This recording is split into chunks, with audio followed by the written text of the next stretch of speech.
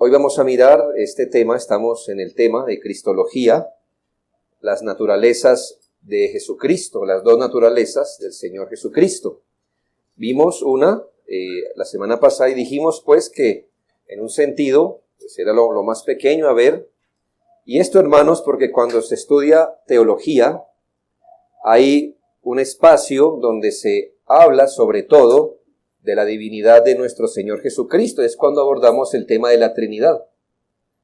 Así que es una de las primeras materias que se ve, y cuando se ve teología propia, que es el estudio propio del ser de Dios, allí se ve en la Trinidad cómo Dios Padre pues es señalado en la Escritura en su deidad, pero también Dios Hijo. Por eso aquí en Cristología, aunque vamos a partir, por supuesto, del hecho que Jesucristo es Dios, pues el misterio de su divinidad se tocó en la Trinidad. Pero aquí entonces vamos a ir hacia otros, vamos a enfocar nuestra mente en otros misterios, así como que ese Dios Hijo, que eternamente ha sido Dios, nunca ha sido otra cosa, sino Dios mismo, la segunda persona, también es un hombre. Y he aquí el misterio que hemos tenido que aceptar por la vía del testimonio bíblico, y no por anteponer nuestra razón a creerlo si es que lo entendemos. Si un individuo, por ejemplo, no parte de la doctrina de la Trinidad y cree en ese misterio porque está en la Escritura, no puede ser cristiano en absoluto, pues estaría entonces en problemas con la doctrina de la redención tal como lo enseña la Escritura. Si una persona tiene conflicto con la Trinidad, de ahí para adelante todo se le derrumba, es lo que le quiero decir. Porque justamente nuestra redención tiene por objeto a alguien que tiene que ser divino y humano. Y si no cree que es divino, entonces, si una persona no puede pasar de la doctrina de la Trinidad, pues ahí toca que se asiente un buen tiempo y hasta que la acepte. Pero le recuerdo que no la creemos porque lo entendemos exactamente, sino porque está revelado en la Escritura. Y no anteponemos nuestra razón, no que no la usemos, sino que no la anteponemos, no la hacemos nuestro juez final. No decimos, a menos que lo entienda, no lo creo. Partiendo de esa bendita doctrina de la Trinidad, ahora deseamos abordar esa doctrina maravillosa que el Dios Hijo, la segunda persona de la divinidad, tomó para sí una naturaleza humana, y esto prácticamente por la redención del pecado. Es decir, hermanos, ¿hay algún motivo principal por el que el Señor, la segunda persona de la Trinidad, haya tomado una naturaleza humana sobre sí? Sí. Y este motivo es la redención. Si no fuera por la redención, no tendría ningún sentido estas cosas. El asunto de la encarnación, entiéndase aquí encarnación, como que la segunda persona de la Trinidad toma una naturaleza humana, es otro misterio. Así que venimos saltando de misterio en misterio. Juan 1:1-2 afirmó, en el principio era el Verbo, y el Verbo era con Dios, y el Verbo era Dios. Este era en el principio con Dios. Bueno, pero en el versículo 14, ¿qué dice? De ese Verbo que era con Dios, pero era Dios. Y aquel Verbo fue hecho carne y habitó entre nosotros, y vimos su gloria como del unigénito del Padre, lleno de gracia y de verdad. Así que noten, Juan 1 nos dice, aquí está el Verbo, que estaba con Dios, pero también era Dios. Y más adelante nos dice, y este Verbo fue hecho carne y habitó entre nosotros. Aquí está, si solo hubiera ese versículo en la Escritura, ¿qué nos toca aceptar, hermanos? Pues que ese Dios Hijo, de alguna manera que no entendemos completamente, vino también a ser hombre. Esta verdad es tan central e importante que en 1 de Juan 4:2 dice, En esto conoced el Espíritu de Dios. Todo espíritu que confiesa que Jesucristo ha venido en carne es de Dios. Mire tan central que es eso, hermano. Tan central como creer en la Trinidad es creer en la encarnación del Hijo de Dios. Es decir, ¿cómo sabemos en dónde realmente está el Espíritu de Dios? El que confiesa que Jesucristo ha venido en carne. Así que la doctrina de la encarnación, hermanos, no es un apéndice, un dato periférico, donde podemos tener diversas opiniones. No, a la verdad no. Así como creemos firmemente que el Hijo de Dios es Dios mismo, la segunda persona de la Trinidad, también debemos creer que este Dios Hijo se hizo o fue hecho carne o tomó sobre sí una naturaleza humana. Es lo que llamamos la encarnación. Tan común hace algún tiempo esa palabra para estas épocas, ¿verdad? La encarnación. Así que quiero explicarle primero por la vía negativa cómo no debemos entender la encarnación y luego positivamente haré unas declaraciones generales de qué se entiende por encarnación. Así que negativamente, ¿qué no debe entenderse por la encarnación? ¿Cómo usted no debe entender esto de la encarnación? ¿Qué usted no debe derivar ni implicar del hecho que Dios Hijo haya tomado naturaleza humana? Primero, que el Hijo de Dios se haya hecho carne no debe entenderse en el sentido que se convirtió o se transformó en hombre. Mucho cuidado, hermanos. La encarnación no dice que Dios Hijo se convirtió en hombre.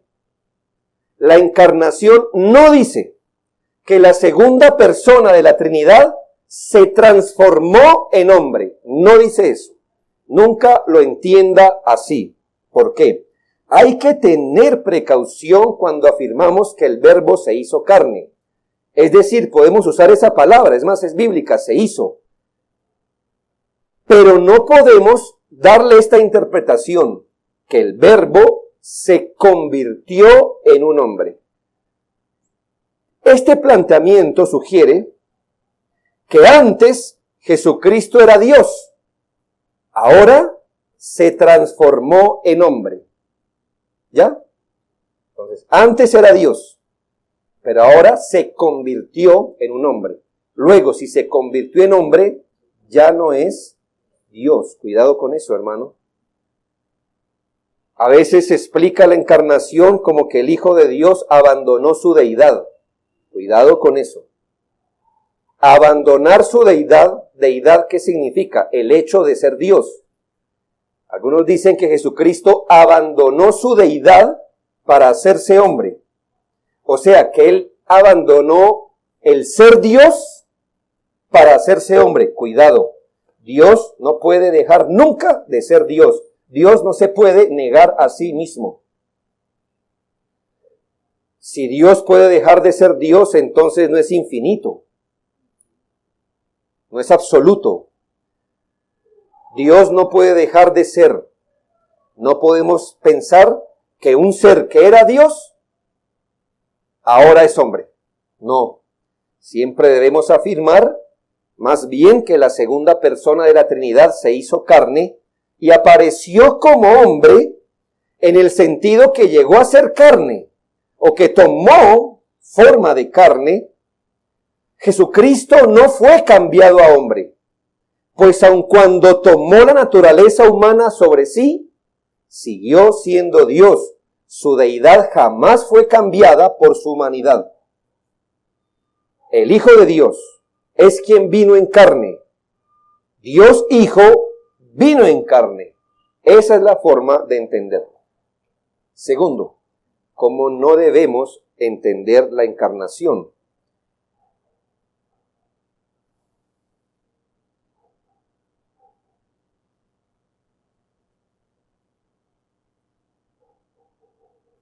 Que el Hijo de Dios no fue hecho un ser humano verdadero. De hecho, hermanos, he aquí parte del misterio como el Hijo de Dios, que es infinito, ¿verdad? Es infinito, es absoluto, cómo viene luego a ser un humano. Y entonces, muchos han planteado que la humanidad del Señor era una humanidad aparente. Hermanos, cuando tomó el Señor sobre sí naturaleza humana, lo hizo en toda la extensión de la palabra. Hablamos del hombre como hombre, no del hombre como pecador. Aunque hoy día, después de Adán, no hay distinción, salvo Jesucristo. Pero hermanos, todo lo que se puede decir de un ser humano, salvo el pecado, todo lo que se puede decir de un ser humano, salvo el pecado, se puede decir de Jesucristo. Todo, todo. Y todo lo que le pasa a un ser humano, no por ser pecado, sino por ser humano, le ha debido pasar a nuestro Señor. Todo. Ya entraremos más en este misterio porque hay ciertos matices, pero entienda esto. Su composición, por ejemplo, ¿cómo está compuesto el ser humano? Una parte material y una parte espiritual, cuerpo y alma. Y si el Señor Jesucristo fue hombre en todo el sentido de la palabra, entonces Jesucristo tenía un cuerpo, como el de todos, y un alma. Entienda esto. ¿Ya? Esto nos va a meter en un problema más adelante, pero entienda esto. Quiere decir que él tuvo intelecto, emociones, dolencias y más. Los autores entienden que las dolencias que el Señor, eso lo vamos a ver más adelante, no hoy, pero más o menos, hermanos, las dolencias que experimentó el Señor no fueron las dolencias que se derivan del pecado, pero sí las dolencias o limitaciones o afecciones que se tiene por ser un humano. Hay cosas que vienen por el pecado, como la enfermedad que lleva a la muerte. Cosas que el Señor no debió tener por cuanto en él no hay pecado. Sin embargo, cosas de humano, como la fatiga, la tristeza, el hambre, el miedo, todas estas cosas fueron parte de él, porque eso hace parte de un ser humano, no por el pecado, sino por ser un ser humano. Todo lo que se pueda decir de un ser humano, cómo está compuesto, es de él. Esto se afirma, hermanos, porque en los primeros años de la historia de la iglesia cristiana, hace 2000 años, poco menos, hubo quienes cayeron en errores y herejías en cuanto a esto.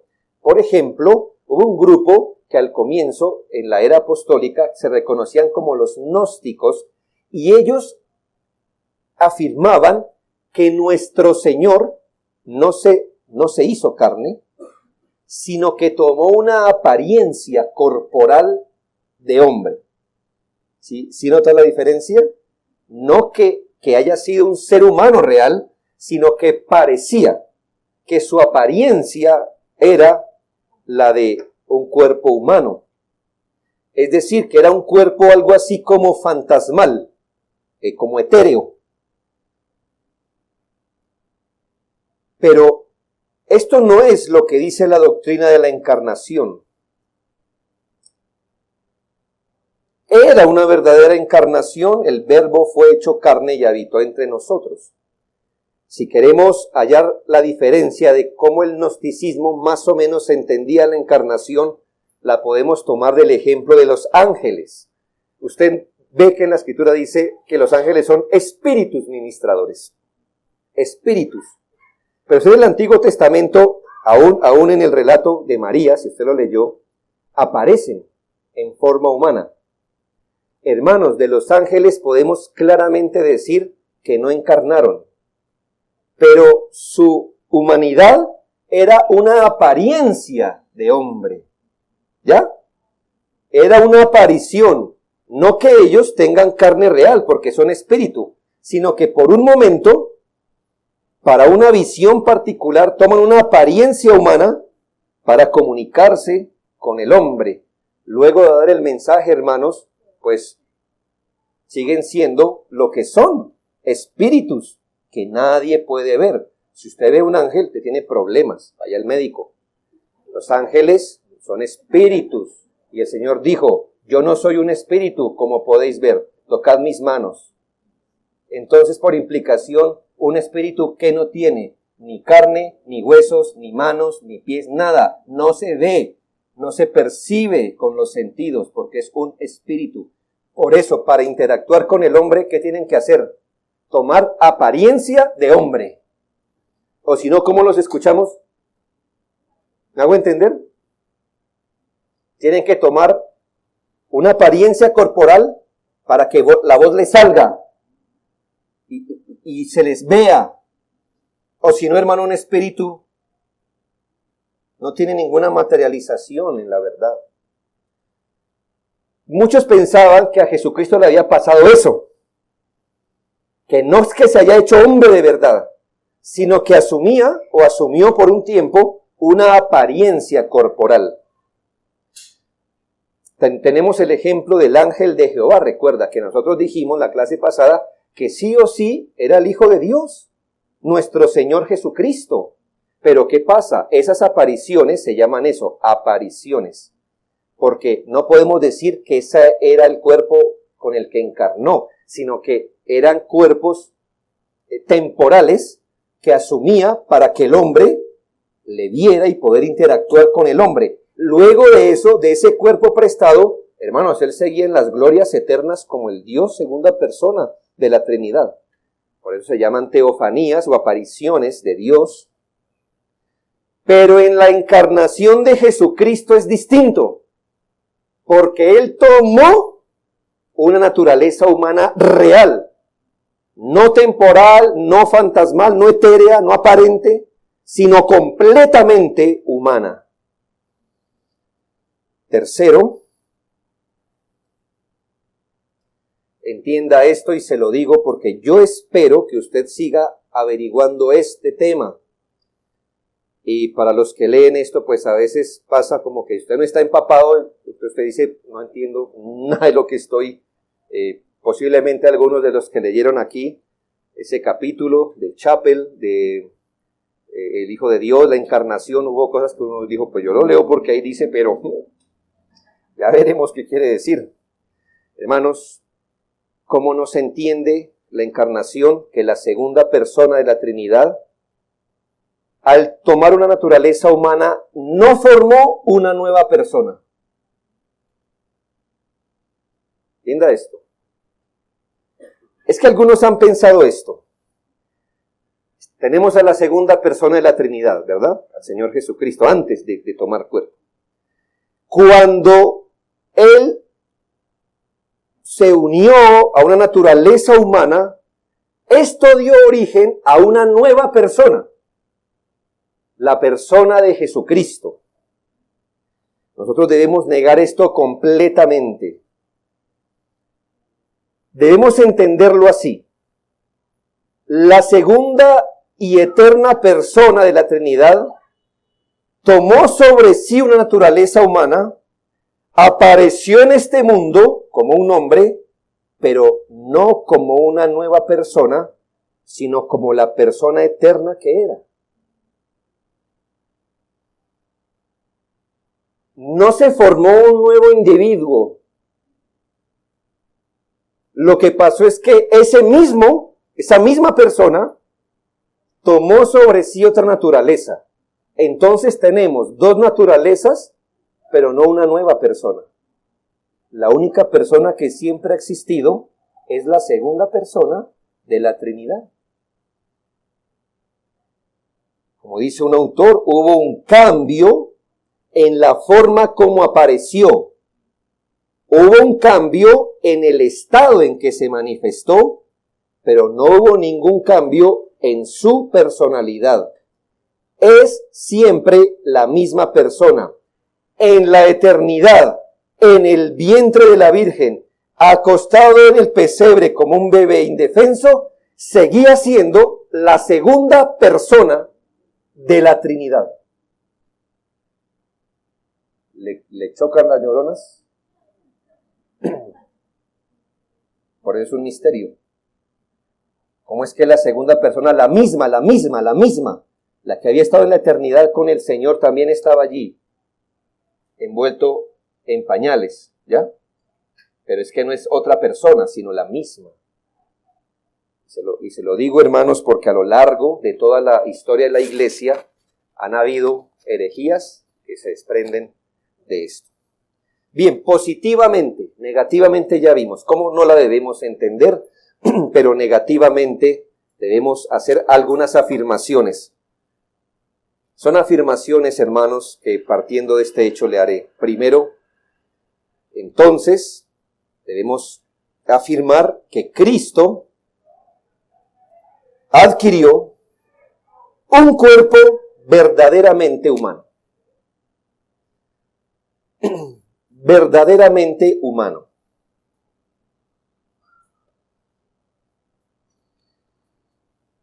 Muchos pasajes afirman esto, pero tocaré dos. Hebreos 2:14 y 16 y 17 y segunda de Juan 7. Primer texto, Hebreos 2:14, así que por cuanto los hijos, aquí hijos es aquellos que compró con su redención, así que por cuanto los hijos participaron de carne y sangre, él también participó de lo mismo. ¿Qué se puede decir de Jesucristo? Que participó o que tuvo igual a los que vino a redimir. ¿A quiénes vino a redimir, hermanos? A gente de carne, hueso, sangre, como dice ahí. Así que para redimirlos a ellos, exactamente tomó sobre sí eso mismo. Eso mismo. Versículos 16 y 17, porque ciertamente no socorrió a los ángeles, sino que socorrió a la descendencia de Abraham, por lo cual debería ser en todo semejante a sus hermanos. Entonces aquí es claro, cuando se nos dice que participó de carne y sangre, y que para salvar al hombre tenía que ser semejante en todo a sus hermanos. El segundo texto es segunda de Juan 7. Segunda de Juan 7, donde dice, muchos engañadores han salido por el mundo que no confiesan que Jesucristo ha venido en carne. Juan le llama a esta doctrina la doctrina del anticristo, aquel que dice que Jesucristo no ha venido literalmente en carne. Desde los argumentos primitivos de los gnósticos que decían que el Señor no tomó sobre sí carne real, sino que su cuerpo era una aparición, hasta asuntos más elaborados como los que usted ve hoy, donde dice que el Verbo poseyó al hombre Jesús. Piense eso. O sea que había un hombre llamado Jesús. Y el Verbo tomó posesión de él. ¿Ya nota?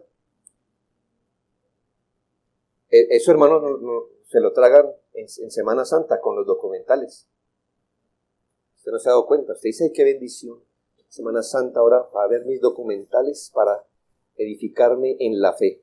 Uy, hermano, ahí le van a meter cualquier clase de gnosticismo, mentira, liberalismo. Si sale en televisión, hermano, ya es malo. Si sale en Netflix, es del infierno.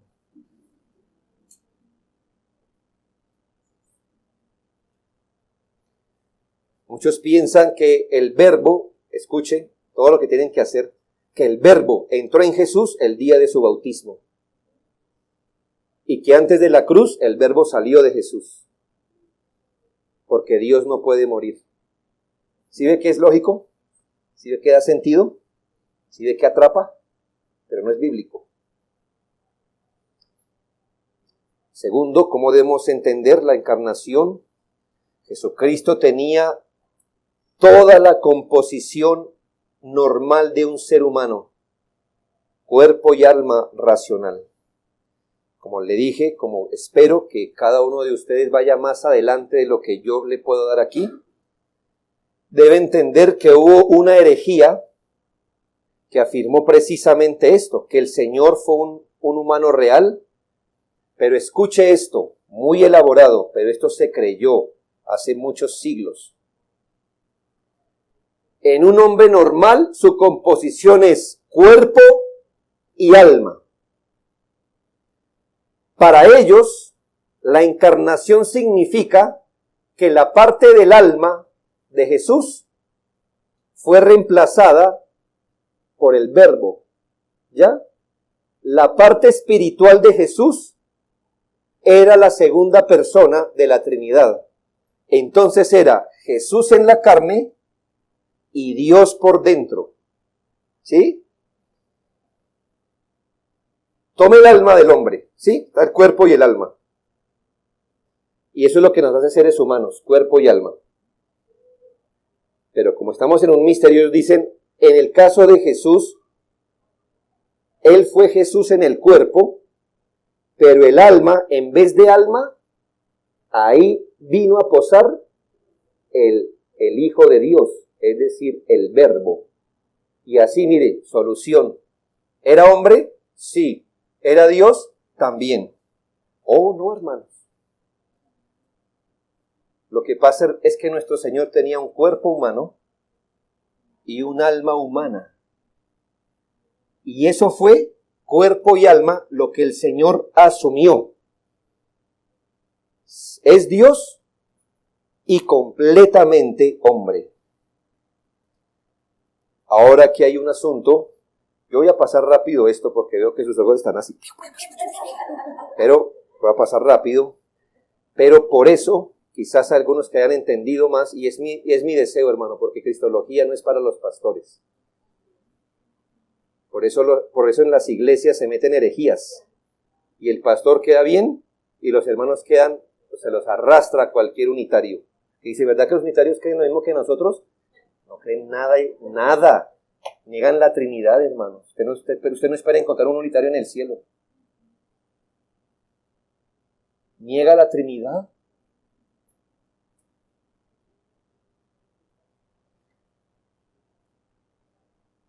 ¿Dónde estaba asentada la personalidad de Jesús? Por difícil que parezca, aunque el Señor en su humanidad tenía cuerpo y alma como todos nosotros, y en nosotros, ¿dónde está asentada nuestra personalidad? En el alma, muy bien. No en el cuerpo, ¿verdad? En el alma. En el Señor Jesucristo, su personalidad estaba asentada en su divinidad. ¿Le da sentido? Sí, porque antes de encarnar, entonces, ¿qué era? Su personalidad era esa, ¿no? La que tenía como hijo de Dios. Así que su personalidad estaba asentada no como en nosotros, en nuestra alma. En su caso, su personalidad estaba asentada en su naturaleza divina. Tenga eso, envuélvalo y luego sigue adelante. Lo estoy ubicando, hermanos, porque usted no va a leer cristología sin que se estrelle con esto. Pero siguiendo adelante, debemos fijar que nuestro Señor tenía una naturaleza humana completa, total. No solo adoptó un cuerpo, sino un alma. Muchos textos. ¿Recuerda lo que el Señor dijo? Mi alma está muy turbada. Y cuando murió, ¿qué dijo? En tus manos encomiendo mi espíritu. ¿Sí ve que era igual que nosotros, compuesto igual que nosotros? No hay que perder de vista el hecho que todo lo que Cristo era en su humanidad es finito. ¿Ya? Nunca pierda de vista que todo lo que Cristo era en su humanidad es finito. ¿Qué en Cristo es humano? Inteligencia, afectos, conocimiento. Todas estas cosas en Cristo, por su humanidad, eran finitos. ¿No es que es un hombre real? ¿Un hombre real? En Jesucristo, por su humanidad, Él tuvo, por ejemplo, que ser abrigado y amamantado por su madre. Y Él no estaba haciendo una actuación, como diciendo, aquí tomo leche, pero no porque soy eterno. No, en su humanidad era finito. y tuvieron que envolverlo en pañales. Si no, el bebé se nos enferma, ¿ya? Él tuvo que ser criado por su padre e inducido desde pequeño a aprenderse la ley del Señor. Él, lo que sabía en su intelecto, lo aprendió junto a la ley, no por su divinidad. Lo aprendió leyendo, memorizando, pasando tiempo junto a la ley. Había cosas en su humanidad donde dice que él crecía en estatura y en conocimiento y sabiduría.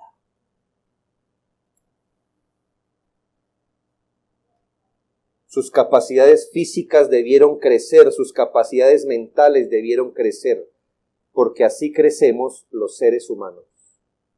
Todo lo que se pueda decir de Jesucristo, del hombre, se puede decir de Jesucristo en su humanidad. Y le dije en la clase pasada que con todo esto que veamos, jamás pierda de vista que también es Dios. Tercero, la encarnación.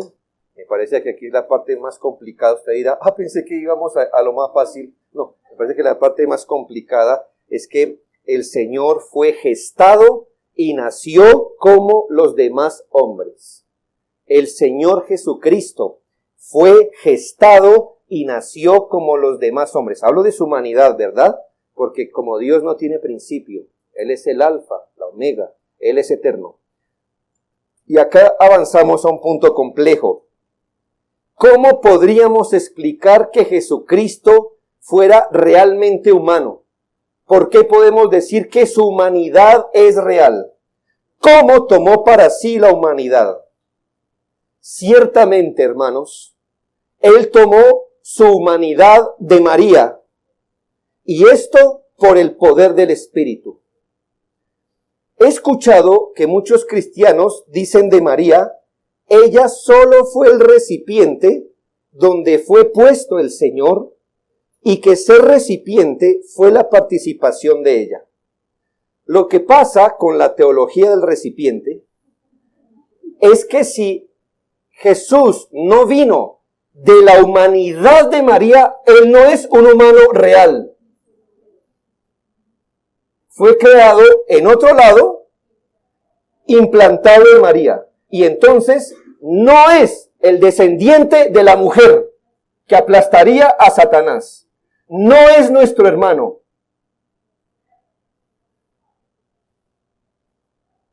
Jesús fue sacado de María en su humanidad, para que, como decían los puritanos, sea carne de carne. Carne real, venida de carne real. Nuestro Señor fue verdaderamente hombre, es decir, Él debió venir de María, María de su padre, el padre de su padre, bla, bla, hasta el primer hombre. Si aceptamos que el Señor, pero aquí va el asunto, usted diría, bueno, me da sentido, tendría que venir de la humanidad misma, ¿verdad? Como la línea de la humanidad, como viene la humanidad de la humanidad. Pero si aceptamos que el Señor salió de María en su humanidad, no hubiera heredado el pecado, el cual se transmite precisamente de padres a hijos. Entonces miremos, hermanos, en orden. Voy a tratar de que el Señor me ayude. Muchos han creído que Dios preparó una naturaleza humana especial para el Señor, y eso fue lo que ocupó el vientre de María, y que esta naturaleza humana que el Señor preparó afuera de María simplemente pasó y se nutrió a través de ella. Pero el Señor no trajo su naturaleza humana con Él. El Señor recibió su naturaleza humana de ella. Ella es la madre de nuestro Señor. De modo que se pueda decir que realmente era la simiente de la mujer, la descendencia real de la mujer. Si no hubiera salido de la mujer, no se puede decir que era la descendencia de la mujer. Además, el ángel le dice, bendito el fruto de tu vientre. O sea que el Señor sí es fruto de María, así como sus hijos, hermanos, es fruto de usted. Jesús era fruto del vientre de María. De otra manera no hubiera sido nuestro hermano. Las Escrituras lo enfatizan a menudo. Él fue de la simiente de Abraham, de la simiente de David. Por eso Mateo 1:1 empieza, libro de la genealogía de Jesucristo, hijo de David, hijo de Abraham. Él era hijo en la carne de ellos. No sé si usted conoce su árbol genealógico, es algo que a mí me intrigaría, a ver de qué, ¿cómo dice Mateo? ¿Perdón? Sí, de qué linaje, pero nosotros somos como finlandeses, como escandinavos. Eso, de qué pueblo nórdico somos, dice mi hijo Mateo, así todo morenito, todo negrito, todo. Y bueno. Que usted pueda rastrear, no le. Claro, sabemos que todos de Adán, ¿verdad? Y de alguno de esos tres debimos salir, de sus hijos, y de allí en adelante, de los sobrevivientes del arca, recuerda que eran 3 hijos, ¿verdad? Sem, Cam, Jafet, y podemos más o menos ubicar en el mundo por dónde vinieron, pero qué bueno que usted dijera, mire, de mis ancestros, ojalá ninguno de ustedes venga de Judas o algo así. Bueno, pero estamos especulando. Hermanos, porque usted busca, ¿a dónde busca usted su genealogía? Si no es en los hombres, en la historia de los hombres, ¿verdad? Usted no va a buscar en los libros del cielo, sino en de los hombres. De donde surge usted busca un papá humano, y ese papá tuvo un papá humano, y así usted va tejiendo su genealogía. En el caso del Señor Jesucristo, exactamente eso es lo que nos narran los evangelios, que Él vino del hombre en la carne. O si no, no es nuestro hermano. Si hubiera sido creado afuera de María y puesto allí, no es hijo de David ni hijo de Abraham. Jesucristo es orgánicamente igual a todo ser humano. Ahora, partiendo de Lucas 1, 31 al 36, póngale lupa a este texto. Y ahora concebirás en tu vientre, le dice el ángel a María, y darás a luz un hijo y llamarás su nombre Jesús. Este será grande, será llamado Hijo del Altísimo, y el Señor Dios le dará el trono de David su padre, y reinará sobre la casa de Jacob para siempre, y su reino no tendrá fin. Entonces María dijo al ángel, ¿cómo será esto? Pues no conozco varón. Vea, María tenía teología en su cabeza. Dijo, entiendo la profecía. Entiendo que el Mesías vendría de la línea de David, lo entiendo. Y aquí tenemos a la mamá, yo, y el papá.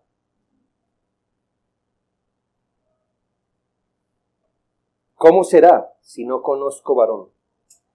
El ángel le dijo, el Espíritu Santo vendrá sobre ti, y el poder del Altísimo te cubrirá con su sombra, por lo cual también el santo ser que nacerá será llamado Hijo de Dios.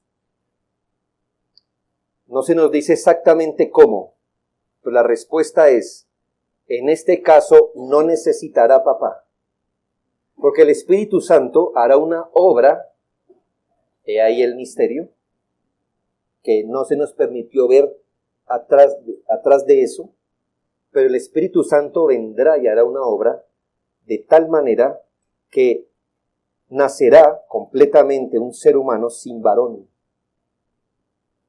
pero de la manera en que el santo ser que nacería fuera un humano verdadero tomado de María. Ahora en Mateo 1:18, el nacimiento de Jesucristo fue así. Estando desposada María, su madre, con José, antes que se juntasen, se halló que había concebido del Espíritu. Concebido del Espíritu. Y en medio de las dudas de José se le dice en el versículo 20, y pensando él en esto, porque él dice, hermanos, esto solo ha pasado una vez en la historia, ¿me hago entender? Si a usted alguien le dice, como aparece, resulté embarazada sin varón, mi hermano, búsquele el novio a la chica porque por ahí debe estar escondiéndose. Pero mire, esto pasó una vez en la historia, una sola vez, y no podemos criticar a José diciendo, ese hombre se quebró esa noche. Dijo, no, esto no puede ser. Así que el ángel tiene que venir a consolarlo y decirle, José, hijo de David, no temas recibir a María tu mujer, porque lo que en ella es engendrado del Espíritu Santo es. Esa es la parte que no se nos permite ver. ¿Qué exactamente pasó? El asunto parece fácil de relatar, pero no de entender. Y es que en la concepción de Jesucristo vendría el poder del Espíritu sobre la naturaleza de María. Algunos, y aquí abro un paréntesis, todo esto que le digo, estos enredos, es porque se ha tratado en la historia. Algunos podrían pensar entonces que el papá de Jesucristo es el Espíritu Santo. ¿Me hago entender? María y el Espíritu, es decir, el Espíritu vino a suplir la parte del Padre. Pero no es así, es más, es muy peligroso pensar así. Mire, ¿qué hace que un hijo sea un hijo? Que del Padre, vamos así decirlo, sale algo de él para formar al hijo. Por eso es que es hijo en la sangre o en la carne. Porque mamá, algo sale de mamá y algo sale de papá que forman ese nuevo ser. No podemos decir que el Espíritu Santo es Padre de Jesucristo. ¿Por qué? El Espíritu, si hubiera sacado de su esencia espiritual, ¿qué le da a Jesucristo? No le puede dar nada humano a Jesucristo, porque es espíritu. ¿Ya? Si algo sale del espíritu, vamos a suponer, para cooperar en la concepción, que hubiera puesto divinidad. ¿Y cuál era la idea? Traer humanidad. Así que el Señor no, el Espíritu Santo no es papá de Jesús. Pero en la doctrina de la Trinidad, ¿qué nos dice? Que el Hijo procede del Padre. Así que el Padre de la segunda persona de la Trinidad es el Padre y es papá real, porque de su esencia viene el Hijo. Ahora sí, sigamos adelante. El Espíritu Santo participó con su poder, no con su esencia, sino con su poder. Claramente dice, el poder del Espíritu vendrá. ¿Cómo? No sabemos.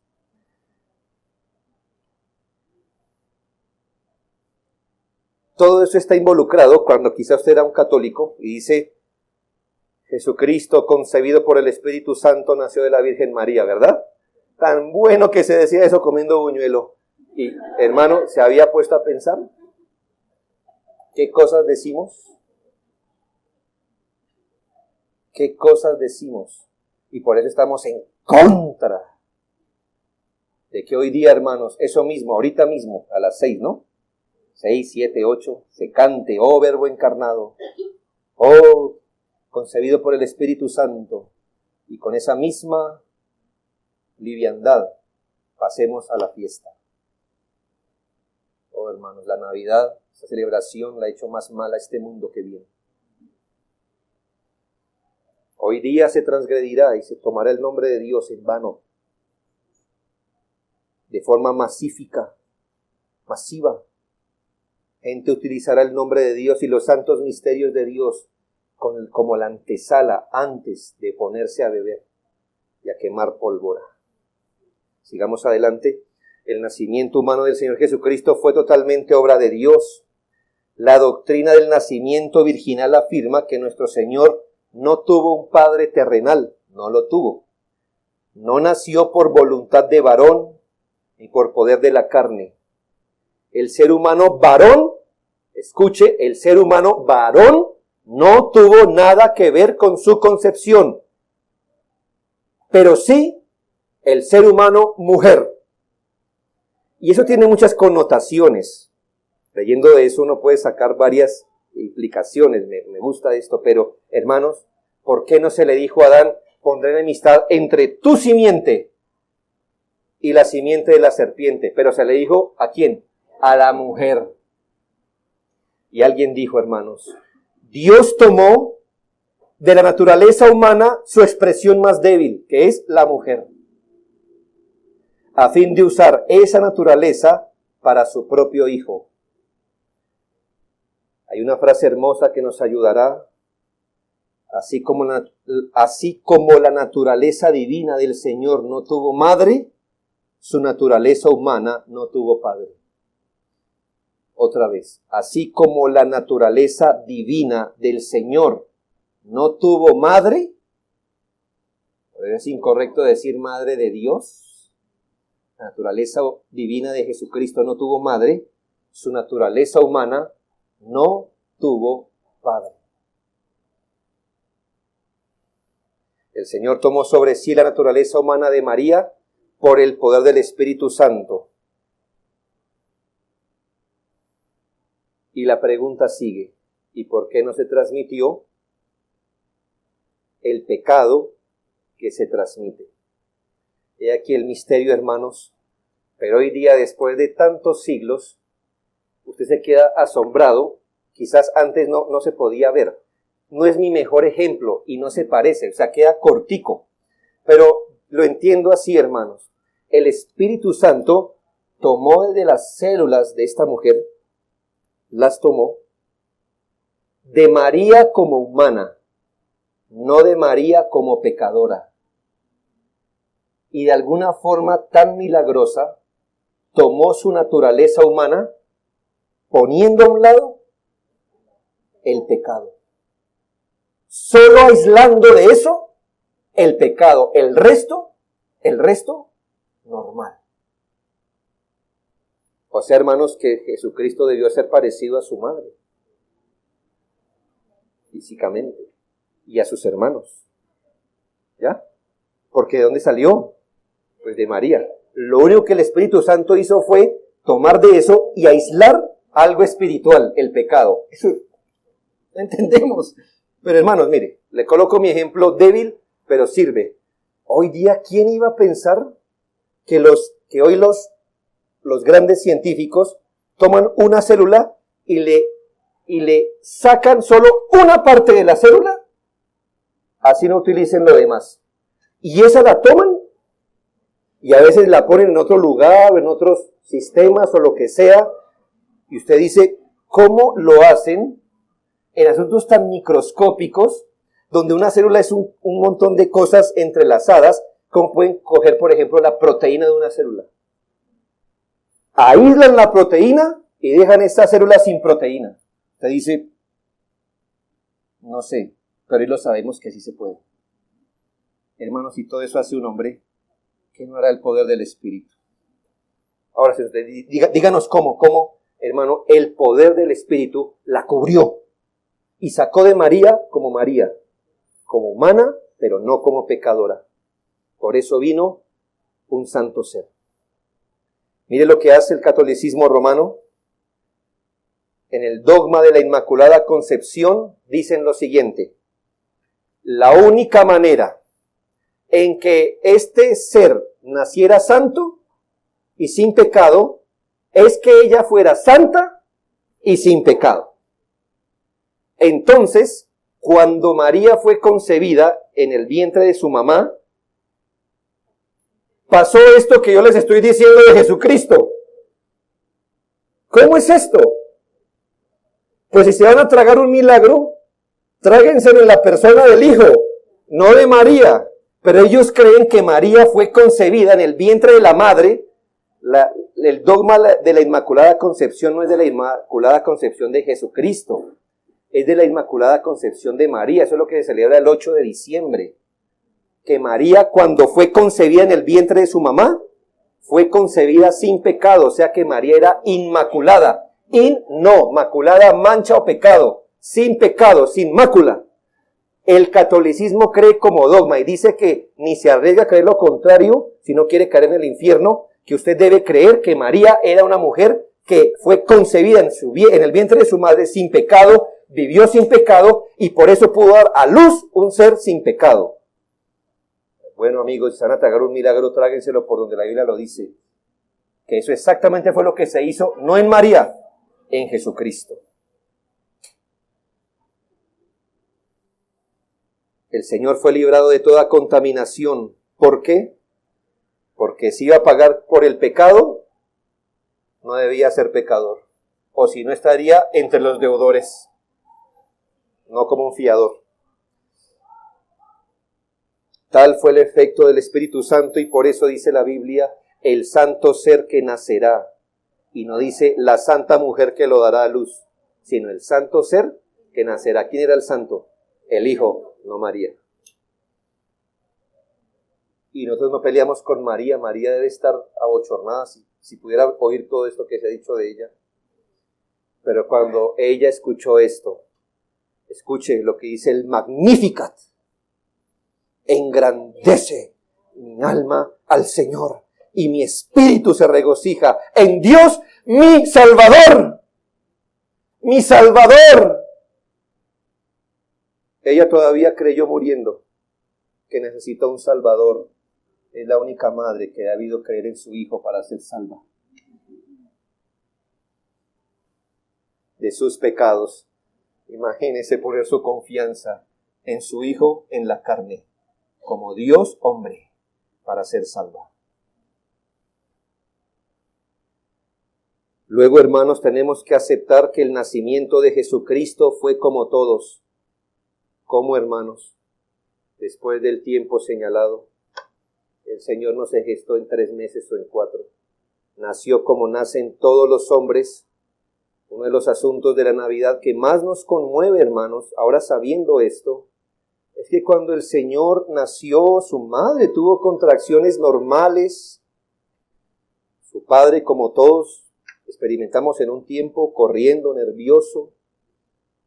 Dice la Biblia que nació el Señor y fue envuelto en pañales. Protegido, hermano, de las inclemencias. En ese momento, José, papá adoptivo, llamémosle así, putativo le llaman, tuvo que cuidar a esa mujer y al Hijo de Dios hecho carne.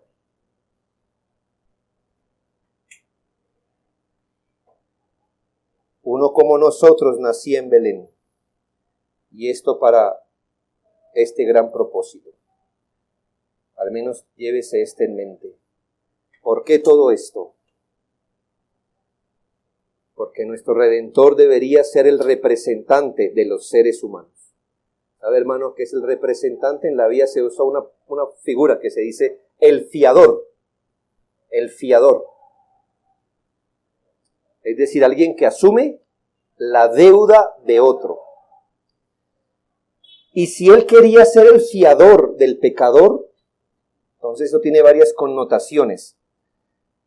En toda la historia, ¿quién fue el que pecó? Cuando el Señor hizo todo en el Edén, mire, creó los ángeles, creó los animales, creó al hombre.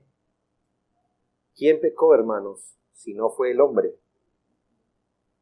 Y entonces, hermanos, Dios estira la mano, no para que un ángel le pague, no para que los animales le paguen, no para que nadie más le pague. El hombre peca, el hombre debe. Entonces, ¿cómo debería ser nuestro Redentor? Un hombre. El hombre peca, el hombre paga, porque Dios es justo. Para nuestra redención, el Señor, entonces, se hace hombre, en todo el sentido de la palabra. Pero también tenga esto en mente. Si Él venía a fiar nuestra deuda, es decir, a apersonarse de nuestra deuda de pecado, Él mismo no debería ser un deudor. Por eso, aunque es hombre, tiene que nacer sin pecado. Sin pecado. O si no, ¿qué tipo de fiador es? ¿Me hago entender? ¿Qué tipo de fiador es? Si está tan endeudado como el resto. La misma naturaleza que pecó, pagaría. Pero alguien que es sin pecado debería pagar. Considere estas cosas que hace Dios para la salvación del hombre. Piense algo, Dios hace cosas muy maravillosas. ¿Sabe? El primer hombre fue creado sin papá ni mamá. ¿Sí? Adán, ¿de dónde fue creado? De la tierra, y el Señor le sopló. El segundo ser humano, Eva, fue creado del hombre sin mujer. ¿Sí? De ahí en adelante toda la humanidad es venida de hombre y mujer. Y nuestro Señor fue nacido de mujer sin hombre. ¿Para qué, hermanos? Para que pudiera ser nuestro consanguíneo, de la misma naturaleza de Adán, para ser padre, en un sentido, de esta humanidad que vino a redimir, y un sustituto real. Siendo de la misma naturaleza del primer Adán, podría ganar redención para su raza, para pecadores perdidos. Y por eso la Biblia se gloría en decir que así como por un humano, el primero, Adán, vino nuestra muerte, por un segundo humano, el segundo Adán, Jesucristo hombre, nos vino la salvación. Qué gran misterio, hermanos, qué gran amor, porque simplemente el Señor no decretó nuestra salvación. ¿Por qué no dijo, de aquí para allá, absueltos? ¿Por qué? Tomó a su Hijo y lo envió y lo vistió como un hombre para nuestra redención. Pero hermanos, esta es nuestra fe, porque hay un solo Dios y un solo mediador entre Dios y los hombres. ¿Quién? Muy bien, siempre recítelo total, porque esa es nuestra fe. No solo Jesucristo. Hay un solo mediador entre Dios y los hombres. ¿Cuál es? Jesucristo. Hombre. ¿Ya le da sentido por qué hombre? Porque el apóstol no solo dijo Jesucristo, no, que nuestro Redentor debería ser hombre. Jesucristo sí, pero hombre para nuestra salvación. Dejemos hasta aquí, hermanos, el misterio. Le dije que era complicado. Qué bueno que uno no necesite pasar un examen de esto para ser cristiano, ¿verdad? Pero, hermanos, eso no significa que no queramos conocer más a quien adoramos. A quien adoramos. Todo da sentido, mayor gloria cuando aprendemos estas cosas. Oremos pues al Señor esta tarde.